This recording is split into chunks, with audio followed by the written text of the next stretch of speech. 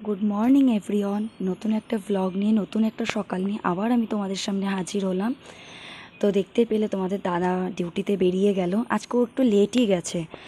রোজ ও 5টা নাগাদ বেরোয়, বাট আজকে রথের ডিউটি বলে ও 8টা নাগাদ বেরিয়েছে। 10টার থেকে ওর ডিউটি। আর ছোটোটাও উঠে গেছিলো, তাই খুব কাজ ছিল।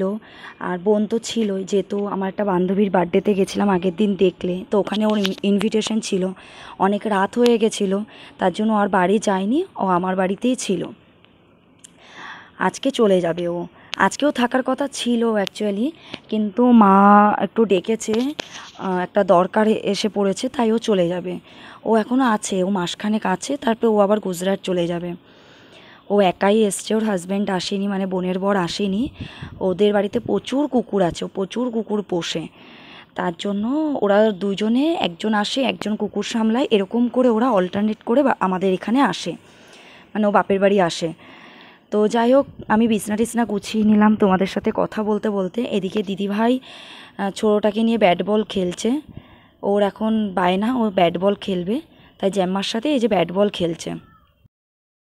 আর আমার সাথে সাথে আমি চেষ্টা করি আমার ছোট্ট মিনি একটা বাগান, যেটা আমার খুব পছন্দের, সেটা আমি তোমাদের সাথে শেয়ার করার চেষ্টা করি। প্লিজ তোমরা বলো আমার এই ছোট্ট বাগানটা তোমাদের কেমন লেগেছে। অ্যাকচুয়ালি জানলার এই পোর্শনটা না আমার খুব পছন্দের একটা জায়গা। আমার খুব যখন মন খারাপ হয়, বা তোমাদের দাদার সাথে আমার ঝগড়া হয়, বা কোনো না কোনো কারণের কিছু একটা ডিসঅ্যাপয়েন্টেড আমি থাকি, তখন আমি এই জানলাটায় এসে বসে থাকি, এই জানলাটার কাছে। আর আমার মনটা ভালোও হয়ে যায়। আমি এই গাছগুলোকে দেখি, বাইরের পরিবেশটা দেখি। আমি খুব শখ করে এই জানলাটা এইভাবে ডেকোরেশন করেছি, নিচে আর্টিফিশিয়াল ঘাস দিয়ে, তারপরে গাছ দিয়ে। হ্যাঁ, আরও গাছ লাগানোর আমার চেষ্টা করছি আমি, যখন আমি যেন আরও গাছ লাগাতে পারি। আসলে জায়গাটা তো খুব ছোট, খুব একটা বেশি গাছ আমি দিতেও পারি না ওখানে। তাহলে আমার জানলা খুলতে বন্ধ করতে প্রচুর মানে কষ্ট। এমনিতেই এখনও প্রচুর কষ্ট। এই সব গাছ সরাও, তারপরে জানলা বন্ধ করো। মাঝে মাঝে তো আমার বড়টা রেগেই যায় যে তোমার এত গাছের জন্য আমি জানলা বন্ধ করব না মা, তুমি বন্ধ করো। যাই হোক, আমি ওপরের কাজটা কমপ্লিট করে দিলাম। আর প্রতিদিনের মতন আজকেও তোমাদের আমার রুমটা একবার দেখিয়ে নিলাম। তো নিচে এসে দেখছি পূজা টিউশনি করে, ও বাড়িতে গিয়েই পড়ায়, বাট আজকে কোনো কারণে ও এখানে নিয়ে এসছে, মানে বাড়িতেই ডেকে নিয়ে এসছে বাচ্চাদের। তো শাশুড়ির ঘরে বসে বসে পড়াচ্ছিল। ছোটোটাও তো দুষ্টু করছিল ওদের সাথে, ও পড়াশোনায় ব্যস্ত। তারপরে খুব কাজ ছিল বলে আমি ওকে স্নান করে খাইয়ে ঘুম পাড়িয়ে দিলাম। ঘুমটুম পাড়িয়ে রান্নাঘরে এসে দেখি দিদিভাই রান্না বসিয়ে দিয়েছিল। তারপরে আমি আবার হাত লাগালাম। আমরা দুজনে মিলেই রান্না করি। যার যখন যেভাবে হাত ফাঁকা থাকে আমরা তখন সেভাবেই রান্না করি। ও রান্না করতে করতে কোনো কাজে ব্যস্ত হয়ে পড়লে বাদবাকিটা আমি করি। আমি কোনো রান্না করতে করতে ব্যস্ত হয়ে গেলে বাদবাকিটা ও করে নেয়। তো আমাদের না আজকে নিরামিষ, মা মনসা মন্দির তো বাড়িতে, রবিবার আর বৃহস্পতিবার নিরামিষ খাই, আগেও আমি তোমাদের বলেছি। আর বোন আছে, তাই একটু পনির আলুর তরকারি, ডাল, পটল ভাজা, আলু ভাজা, বেগুন ভাজা, মিষ্টি আলু ভাজা হয়েছে, পাঁচমিশালি একটা তরকারি হয়েছে, তারপরে কাঁচকলা দিয়ে আলু দিয়ে সবজি হয়েছিল। এই বিভিন্ন রকমের আইটেম হয়েছে, কারণ সবাই সব রকম খায় না। আর আমাদের ফ্যামিলিটাও অনেক লোকজন, তাই সবার মোটমাট সবার পছন্দের রান্না করতে গিয়ে অল্প অল্প করে রান্না করলেও আমাদের অনেক কিছু মেনু হয়ে যায়। তো এই রান্না করতে করতে আমি সকালের ব্রেকফাস্টের জন্য, বোন সকালে ভাত খায় না, আর আমার শ্বশুরবাড়িতে সবাই ভাত খায়, তো রুটি করছিলাম। তাই আমি, দিদিভাই, বোন, এরা সবাই সকালে রুটি খেয়েছিলাম। তো সেই রুটি করছিলাম, আটা ওটা আগে মেখে রেখেছিলাম আমি অনেকক্ষণ আগে। তারপরে দিদিভাই বললো কি একটু শরবত করতে। দেখো, আমি আমার ওপরে যে গাছগুলো লাগানো ছিল আমার ছোট্ট বাগানে, সেখান থেকে আমি পুদিনা পাতা তুলে নিয়ে আসলাম। আর এই ব্যাপারটা না আমার খুব ভাল লাগে, যে নিজের গাছের কিছু তুলে কাউকে খাওয়াতে, আর সে যদি পছন্দ করে সেটা আরও বেশি ভালো লাগে।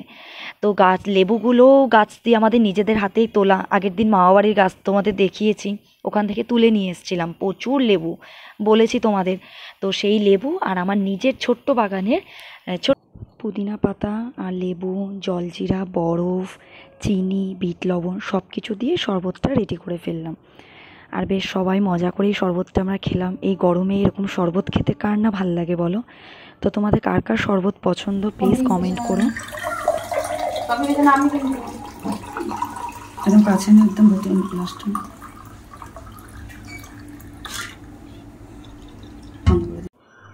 তারপরে না কিছু শ্যুট করতে পারিনি বলতে একটু রান্নাবান্নায় ব্যস্ত হয়ে গেছিলাম। আমি তোমাদের বললামই যে আমাদের একটু ফ্যামিলিটা বড়, তো একটু কাজবাজ এসে গেছিলো, ছোটোটাও খুব জ্বালায়। তো যাই হোক শরবত খেয়ে আমরা তারপরে দুপুরে খাবার খেয়ে লাঞ্চ করে আমরা স্নান ধান করে ফ্রেশ হয়ে এই যে বিকালবেলা একটু ছাদে এলাম। এই যে ওর মাসি চলে যাবে মানে আপি, তাই ও এখন আপির সাথে রওনা দিয়েছে, মানে দাদু বাড়ি যাবে। নিজেই এই যে জামা প্যান্ট বের করলো, করে প্যান্টটা খুলে রেখে আবার নতুন প্যান্ট পরছে। ও এখন নাকি যাবে। তুমি যাবে? কোথায় যাবে ধূপ? কার সাথে যাবে? কার সাথে? আপি তাকাও আমার দিকে, তাকাও। দেখো প্যান্ট পরতে উনি ব্যস্ত, আমাদের দিকে তাকাবে কি? এই যে ও এখন চলে যাবে, একদিনের জন্য এসছিল, কালকে রিম্পার বার্থডেতে গেছিল, ওখানে ওর ইনভিটেশন ছিল, তো এখনও চলে যাবে। এখন বাজে 6:30, বেশি বাজে, 35 হতে গেল। আর ইনিও এখন রেডি হচ্ছেন, ইনিও এখন নাকি যাবে। এদু তুমি যাবে? তো ও তো খুব ব্যস্ত, খুব কান্নাকাটি লাগিয়ে দিয়েছে। দেখলে যে ড্রেস নিজেই পরতে লেগেছিল, প্যান্টটাই শুধু পারে খুলে, মানে ট্রাই করে, পরতে পারে না এখনও। তো ও কিছুতেই যেতে দেবে না। এই দেখো ও একা একা বেরিয়ে যাচ্ছে জুতো পরবে বলে। হ্যাঁ, তারপর আবার ওর মাসিকে বলছে যে কই, সব কথা তো এখনও বলতে শেখেনি, মানে কিছু কিছু ওয়ার্ড ও সবে শিখেছে, ও একটু কথাটা দেরি করেই বলছে। তো চিরুনি কোথায় সেটাই জিজ্ঞেস করছিল, চুল আঁচড়াবে, জুতো পরবে, সব মানে এগুলো ভেঙে ভেঙে বলে, জুতো কই। তো যাই হোক ওর মাসি চুল টুল আঁচড়িয়ে দিল। তো তোমাদের দাদা আস্তে আস্তে অনেক রাত হয়ে গেছিলো আজকে, যেহেতু 10টার থেকে ডিউটি ছিল।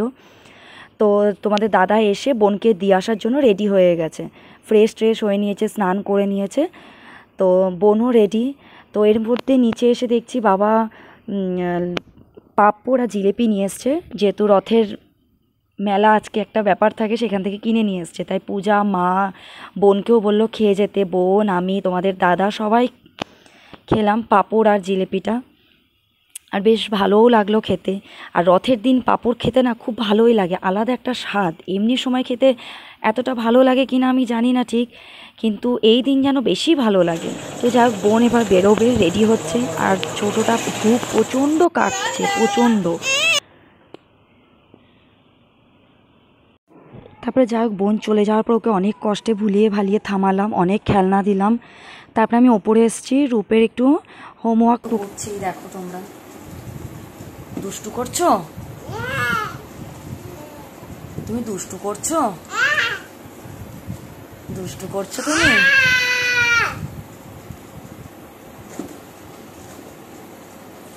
ভিডিওটা এডিট করতে গিয়ে দেখতে পেলাম যে কালকে আমি ভিডিওটা এন্ডই করিনি।